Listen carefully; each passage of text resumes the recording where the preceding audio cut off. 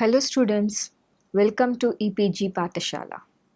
I am Dr. Gayatri, Assistant Professor in Center of Advanced Study in Crystallography and Biophysics, University of Madras. The module we are going to deal now is on publishing crystal data of both small and macromolecules in the paper Biocrystallography. The major objectives of this module are: what are the parameters one has to consider to publish the data in several structural databases and also for publication of a manuscript? The parameters like resolution of data, data to parameter ratio, completeness of data, absorption coefficient, R value, occupancy. These are some of the important parameters, and also the Ramachandran plot and electron density validation in the case of a macromolecule. We will cover each and every parameter one by one. There are some of important parameters among many others one has to check while depositing the data either in small molecule database or macromolecule database.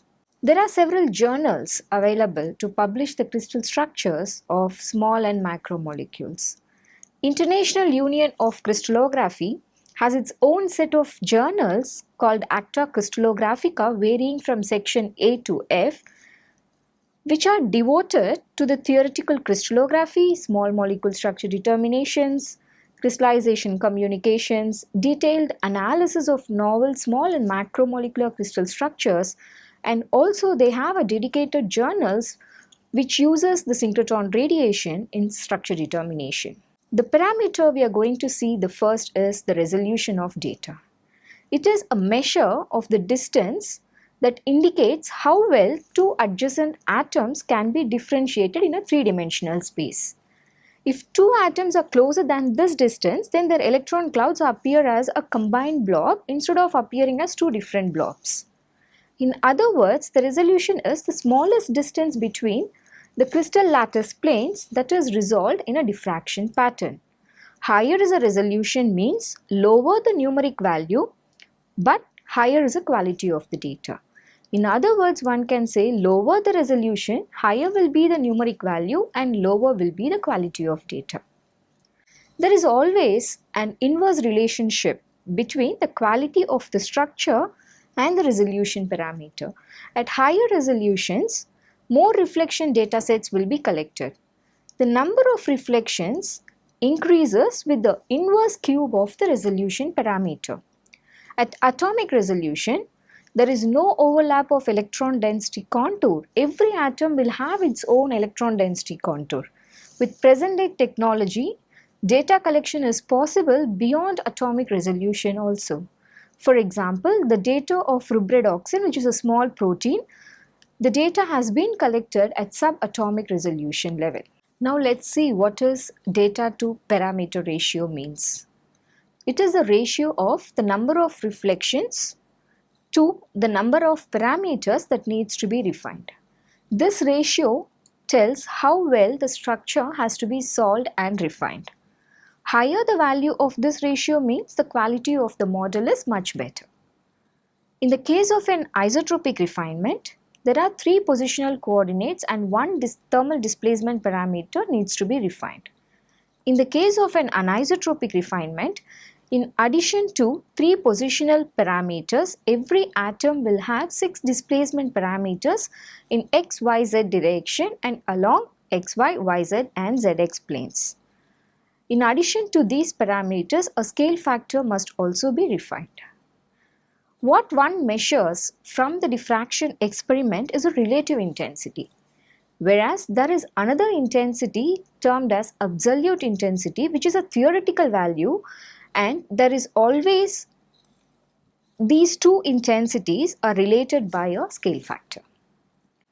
Completeness of data is a percentage of unique reflections collected from the reciprocal lattice space, which is the measure of quality of the data. It is the number of unique reflections measured over the number of unique reflections that are possible. Completeness of data will give a relationship on how much data or how many unique reflections one have to collect in order to obtain the complete picture of the reciprocal lattice space. For an ideal data set, the completeness will be nearly 100%. And for the publication of the data, the completeness must be greater than 95%. Rint and R sigma are the another parameters one has to check while solving the structural data. Rint is a merging error which is defined as the sum over the absolute difference of the measured intensity and the theoretically expected average intensity of Bragg reflections divided by the sum of measured intensities. Higher Rint value indicates incorrect Laue group. It may indicate incorrect Laue group, bad or missing absorption coefficient, crystal decomposition or twinning, goniometric problems, the covered reflections or some misalignment. So one has to carefully check the values of Rint. R sigma is the signal to noise ratio. It tells about the average error in the intensities of the reflections. As a cross check, R value should not be more than R sigma, that is, the R factor should not be more than R sigma. If Rint is larger than R sigma, then one have to check that there is some problem in the refinement or during the data collection. Mod E square minus 1 statistics is used to identify the presence of centrosymmetry. It is one of the best statistics being used to identify this, whether the system is centrosymmetric or non-centrosymmetric. This statistic gives a wide distinction between the theoretically expected values for centrosymmetric and non-centrosymmetric case. One can compare the experimental value obtained for this statistic with a theoretical value, and to whichever value it is closer, that's a correct case. For example, if mod E square minus 1 average is 0.968 for centric and 0.736 for acentric, according to the theory, if the experiment value is 0.718 for this statistics, that clearly tells that it belongs to a non-centrosymmetric case, that is, the system is acentric. Absorption coefficient. The fractional decrease in the intensity of an X-ray beam as it passes through any homogeneous substance is experimentally shown to be proportional to the distance it has traveled. In a differential form, it can be given as minus di by I equal to mu dx, where the proportionality constant is called as a linear absorption coefficient, and it depends on the substance that is being studied. It depends on the density of the substance and wavelength of the X-rays. Integration of this equation will lead to a formula Ix equal to I naught e to the power of minus mu x. The negative sign here indicates the decrease in the intensity when X-rays passes through a medium through a certain thickness. This equation shows the intensity of incident rays decreases after passing through a medium of thickness x.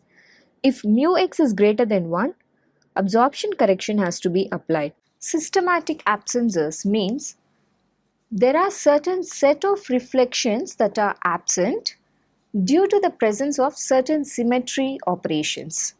For example, in a case of a p2-1 space group, reflection of the type 0k0 where k is odd, the intensity of the reflection will be 0. But during violation of systematic absences, the reflections that should have intensities of 0 for the determined space group will have very small negligible intensity values. While running the program, if such reflections are included, the program will automatically reject those reflections. And the other parameter is inconsistent or bad equivalence, which tells about the pair of observed reflections that should have same intensities. But the diffraction data shows there is some difference in the intensities. These reflections are generally merged by using the command merge. R value or reliability index is one of the important parameter. It is an essential criteria to check the accuracy, and it is also a measure of the structure quality. In other words, one can say that it is a measure of agreement between the amplitudes of structure factors that are calculated from the model and those from the X-ray diffraction data by taking a square root of the intensity. It is an important indicator to check the progress in refining the models. Lower the R value means better is the model that is proposed. There are two types of R factors. One is the calculated R factor with all observed reflections, and the other one is the R factor with reflections having the intensity greater than twice of sigma I, or the mod f which is greater than 4 times of sigma mod f. Among the various types of R factors, WR2 is a type of R factor which is found to be a good indicator during the entire refinement process. In macromolecular crystallography, another R factor which is termed as R free was introduced by Brünger, which is being used as a cross-validation scheme. It gives a less biased measure of the refinement process. R free is calculated with only a small set of reflection data, randomly chosen reflection data, which are kept aside from the beginning and used in the cross-validation or quality control process. These reflections are not used in the regular refinement process.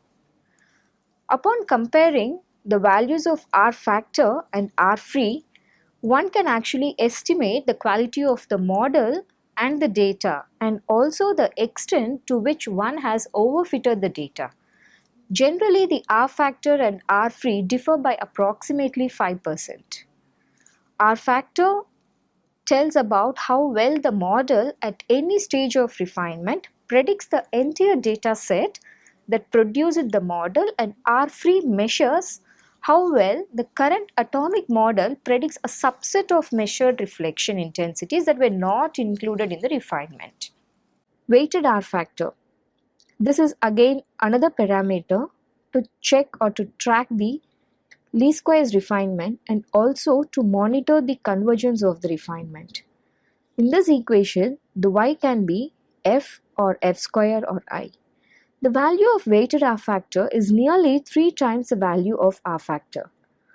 Among various types of R factors, this type of R factor is the one which is found to be a very good indicator during the entire refinement process. The next parameter is mean shift ESD and maximum shift ESD. These are the two indicators regarding the extent of refinement, whether the refinement has to be progressed further or it has to be stopped. These parameters tells us about the changes in the atomic coordinates and about the displacement parameters for each and every cycle of least squares refinement. The value of mean shift ESD and maximum shift ESD must be very close to 0 or equal to 0 for the refinement to converge. Beyond this, the refinement should not be carried out. Goodness of fit is another parameter to check the quality of the model. It is denoted by the symbol S. It must be around 1 for a good structure or a model. Goodness of fit is strongly affected by the weighing scheme. If the value is more than 1, then it indicates the model is bad or bad data to parameter ratio. If it is less than 1, then the model is better than the data. That indicates there are some problems with the absorption correction. Occupancy is another parameter one has to check. Occupancy of an atom is a measure of the fraction of molecules in a crystal in which the atom actually occupies a position that are specified in the model. In certain cases, 2 or more distinct conformations are observed for certain regions in the structure, for certain atoms in the structure. Atoms that are involved in multiple conformations must be assigned the occupancies, but the total occupancy should be equal to 1, which results in estimating the frequency of alternate conformations and also gives an idea about the dynamics of the model. When an atom occupies 2 positions, then the total occupancy should be equal to 1. In a case of atomic resolution data of macromolecules, alternate conformations of some of the amino acids are very quite common. B factor is also known as a temperature factor or Debye-Waller factor. This parameter is used to describe the extent to which the electron density is spread in 3 dimensions. It also indicates the dynamic nature of an atom. In other words, if B factor is used to analyze the displacement of atoms from their mean positions in the crystal structure, it's because of the thermal vibration or because of static disorders that are present in the crystal lattice. Higher the thermal vibration means higher will be the B factor based on the relationship B equal to 8 pi square U square. We already know the expression Fj equal to Fj naught exponential of minus Bj sine square theta by lambda square, where Fj is the thermal vibration corrected atomic scattering factor. B factor distribution plot is a very useful tool that prevents improperly set B factor cutoffs.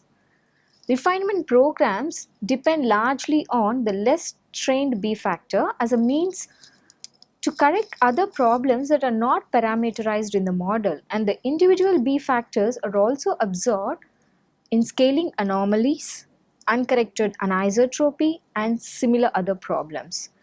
Whenever the B factor distributions deviate significantly from a physically reasonable distribution with a positive skew, it might be a good idea to investigate further. As long as the electron density, the correlation plots, and difference electron density supports the existence of few atoms with high B factors, there is nothing to worry about it. The occupancy and B factor adjustments. This is very important. The scattering factor curve of an atom and also its Fourier transform, the electron density, have different shapes for high B factor and low occupancy. But only at relatively high resolution, this difference is very distinct enough that independent simultaneous B factor and occupancy refinement are possible. Omit map. After doing the model building, it is always better to do an omit map. It was suggested by Blow and Butt to confirm the existence of electron density in a particular region. To do this, some of the amino acid residues are removed in the final stage of refinement, and an omit map is calculated to check the appearance of removed amino acids in the electron density map, whether it appears again or not. This could be done randomly at different regions as a cross-checking. Ramachandran plot, which was proposed in the year Ramachandran, Sasishekaran and Ramakrishnan in the year 1963, is the most widely used integral tool for polypeptide or for protein structure validation based on the phi and psi values of amino acid residues. Phi is a torsion angle for N-C alpha bond rotation and psi is a torsion angle for C alpha C bond rotation. There should be no or negligible percentage of amino acid residues in the disallowed regions of Ramachandran plot. White color portion in Ramachandran plot represents the disallowed region. If some amino acids occur in disallowed regions, then the electron density map has to be checked to see whether the backbone or side chain atoms of the amino acid residues that lie outside the electron density contours. If so, they have to be remodeled again so that these atoms always lie within the electron density contour for all possible rotations. ProCheck is a program that checks the stereochemical quality of the protein structure by producing a number of postscript plots for analysis of the overall and residue by residue geometry. It also includes ProCheck NMR to check the quality of structures that are solved by NMR. In order to examine the model stereochemistry, during the geometric model validation, model properties, the local environment, packing propensity against the empirical expectation values based on prior knowledge should be compared, and in many cases, well-established uncertainties will exist, and the deviation from the target values can be expressed by the values called Z values. Many of the geometric checks are already implemented in the model building programs, and much of the validation and outlier detection already takes place during the model building. The electron density based model validation is the ultimate evidence a crystallographer provides. The inclusion of local fit of electron density in the validation process is the direct means of obtaining an accurate picture about the quality of the model at any region. The fastest way to identify the problematic regions is by using the linear real space correlation coefficient, which is generally termed as RSCC, or by using the real space R value, which is termed as RSR, between the electron density and the model. RSCC plots are mandatory nowadays for manuscript review, and this can be computed by using the programs CCP4, Overlap Map, or some other programs that are available. RSR will give the similarity between the electron density map that is calculated from the model and the experimental data. RSR is generally performed for a set of atoms, maybe amino acids or the nucleic acid atoms, and more often RSR values are plotted against each and every residue. Expression for RSR is given as follows. RSR is equal to the summation over difference in the density of the observed and the calculated divided by the summation over the sum of the densities of observed and calculated. The symbol rho represents the electron density. RSCC is defined as the linear correlation coefficient between the observed and the calculated electron density. Uppsala EDS is an electron density server that provides the web programs to calculate the RSR values and RSCC plots for amino acid residues and also for the nucleic acids. A good model of a structure with average B factors typically have an overall real space correlation coefficient more than 0.9. That is, the RSCC value will be greater than 0.9. RSCC varies for each and every residue depending on how well each residue of the model fits the actual electron density map, and is thus very helpful, powerful and quick measure to gain an overview of the local quality of a model that is built. There are other validation tools that are available to check the quality of the model. One can use these tools at any stage of the refinement and also after doing the final refinement. SF check is called as a structure factor check. It provides the basic R value, R free and overall correlation coefficient statistics, as well as the publication quality Wilson plots, data completeness graphs and Luzati plots. WATCHECK is another program that comprises several tools for protein structure verification. Based on a detailed report generated by WATCHECK, a summary can be created for the users about the structure. Mol probity is another validation tool where all atom structure validation is done for macromolecular crystallography. It validates the bond length, angles, 5-side torsions, side chain torsions, checks for non-crystallographic symmetries, peptide flips, any steric hindrance is there, C-beta deviations, NQH flips, the local environmentic profiles and so on. Validation of protein ligand complex structures must be done before depositing the data into PDB. The electron density assessment at and around the binding sites when a ligand binds is very critical. The errors and inaccuracies in this will affect the confidence and accuracy of the structure-based virtual ligand screening. Placing of a ligand into core density has to be avoided. Clear density not less than 1 sigma in difference Fourier maps should be there while fitting the ligand. While depositing data to the PDB, the full validation report must be written from the PDB through edit, and this is essentially a ProCheck report and SF check report of the structure factor analysis. After solving the structure of any macromolecule, say for example protein or protein ligand complex, it has to be deposited in Protein Data Bank. Protein Data Bank will provide a format for a standard representation of any macromolecule structure data that has been solved either by X-ray diffraction or by NMR studies. Protein Data Bank was created in the year 1971. It uses a macromolecular crystallographic information file for the deposition. Further information and related resources can be available from http://mmsif.pdb.org. For depositing the small molecule structures, Cambridge Structural Database is used. This database is especially used for depositing the small organic and metallo-organic compounds. International Union of Crystallography is a sponsor of Crystallographic Information Framework, which is generally called as CIF format.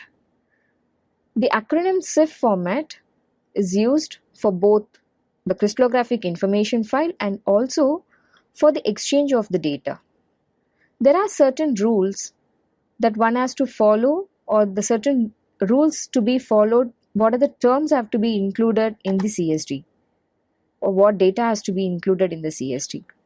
The standard reference for this crystallographic information framework can be obtained from the International Tables for Crystallography, Volume G, Definition and Exchange of Crystallographic Data, which was edited by Sidney Hall and Brian McMahon.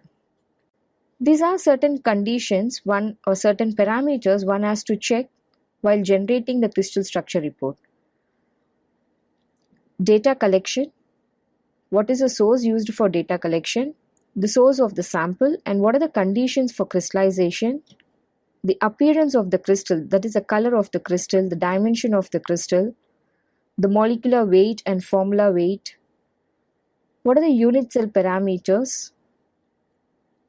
What is the crystal type and what space group it belongs to?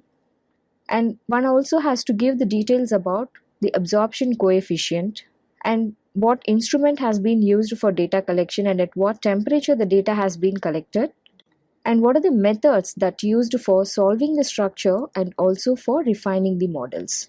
One also has to give details about how many number of parameters have been refined and any restraints are used, if any, and what is a weighing scheme, what is the overall R factor, and what is the R factor that is the weighted R factor, and what is the goodness of fit. All these values have to be included.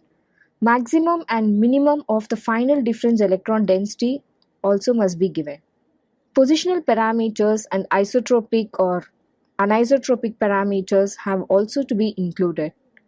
One can also include the hydrogen bond geometry. Though it's optional, one can also include the hydrogen bond geometry and the torsion angle geometry, the least square planes. These are all the other optional parameters that can be used for publication purpose. In order to publish a small molecule crystal structure, one has to show the thermal ellipsoid plot and also the packing diagram that includes intermolecular interactions and intramolecular interactions, if any.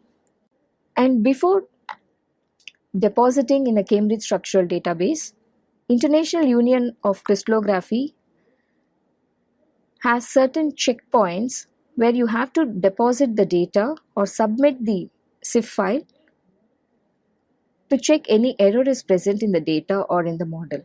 There are several alerts that will show up. Alert A, that indicates there is a serious problem. One has to really go deep and check the data refinement. Alert B indicates potentially serious problem. Alert C, we have to check and explain what is the where the error could have caused. Well, let's now summarize what we have learnt in this module. This module provided the outline of several parameters that are involved in checking and publishing the crystallographic models of both small and macromolecules. This module provided the various validation tools and the methods that can check the structure built, like the resolution of the data, data to parameter ratio, completeness of the data, absorption coefficient, R value, R free, WR2, Ramachandran plot. These are few of the important checkpoints one has to check to validate the model. Thank you.